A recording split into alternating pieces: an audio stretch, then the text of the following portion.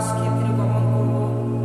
সেখানেই আমরা শুদ্ধির জন্য স্নান করে উপবাস করে আমাদের মনকে যেন সমাহিত করব।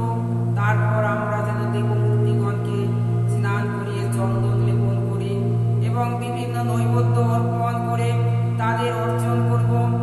মহাভাগ্যবান ব্রাহ্মণদের যেন সহায়তায় প্রায়শ্চিত্ত দাদি কীর্তন সম্পাদন করে আমরা গাভী, ভূমি, স্বর্ণ, বজ্র, হস্তি, অশ্ব, রথ এবং নিবাস স্থলাদি অর্পণ করে সেই সমস্ত ব্রাহ্মণদের পূজা করব। এটি হচ্ছে যেন আমাদের আসন্ন প্রতিকূলতা দূরীকরণের জন্য উপযুক্ত পদ্ধতি, আর তা নিশ্চয়ই পরম সৌভাগ্য আনয়ন করবে। এই রূপ দেবদ্বীজ এবং গাভী যেন আরাধনার ফলে সমস্ত জীব সর্বশ্রেষ্ঠ জন্ম লাভ করতে পারবে। মধুহস্তা ভগবান শ্রীকৃষ্ণের এই সমস্ত বাক্য শ্রবণ করে বয়স্ক যদুবংশীয়রা তাই যেন ভোগ বলে যেন সম্মতি জানিয়েছিলেন। নৌকা করে সমুদ্র পেরিয়ে রথে চেপে তারা যেন প্রভাস অভিমুখে যেন অগ্রসর হয়েছিলেন। সেখানে তাদের প্রভু যেন পরমেশ্বর ভগবান শ্রীকৃষ্ণের নির্দেশ মতো যাদবগণ পরম ভক্তি সহকারে ধর্মীয় অনুষ্ঠানগুলি যেন সম্পাদন করেন। অন্যান্য মাঙ্গলিক অনুষ্ঠানও তারা যেন সম্পন্ন করেছিলেন। তারপর তারা যেন অদৃষ্ট ঐশ্বরিক শক্তির দ্বারা ভ্রষ্ট বুদ্ধি হয়ে মনকে যেন সম্পূর্ণরূপে নেশাপ্রদ করতে পারে এমন যেন ময়ূরীয় নামক মিষ্টি পানীয় প্রচুর পরিমাণে পান করেছিলেন। যদুবংশীয় বীরগণ যেন অতিমাত্রায় পানের ফলে নেশাগ্রস্ত হয়ে যেন গর্ভস্থ হয়ে উঠেন। এইভাবে ভগবান শ্রীকৃষ্ণের স্বীয় যেন মায়া শক্তির দ্বারা বিভ্রান্ত হয়ে তাদের মধ্যে এক ভয়ঙ্কর কলহ সৃষ্টি হয়। ক্ষুব্ধ হয়ে তারা যেন তাদের তীর, ধনুক, তরোয়াল, বল্লভ, গদা, বল্লভ এবং বর্ষা আদি উত্তোলন করে সেই সমুদ্র তীরে একে অপরকে আক্রমণ করেছিলেন।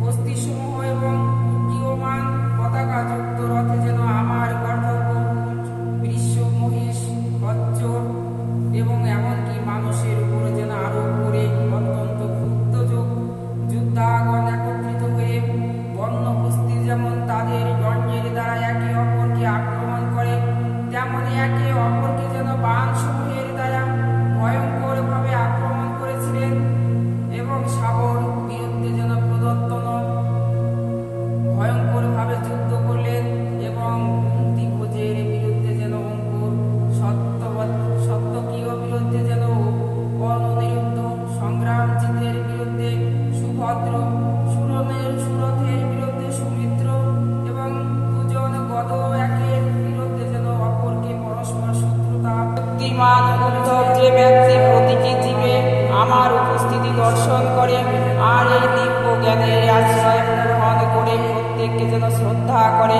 তাকেই প্রকৃত জ্ঞানী বলে যেন মনে করা হয়।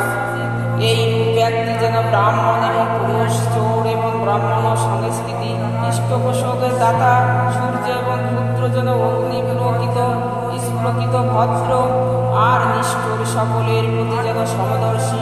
যে ব্যক্তি সমস্ত মানুষের মধ্যে আমার উপস্থিতি অনুকরণ করেন এবং অনুভব করেন, প্রতিনিয়ত আমার স্মরণ মনন করে এবং হৃদয় থেকে যেন প্রতিদ্বন্দ্বিতার স্পর্ধা, ঈর্ষা এবং তিরস্কার করা আর সেই সঙ্গে মিথ্যা অহংকার খুব সত্তরই যেন বিনিষ্ঠিত হয়।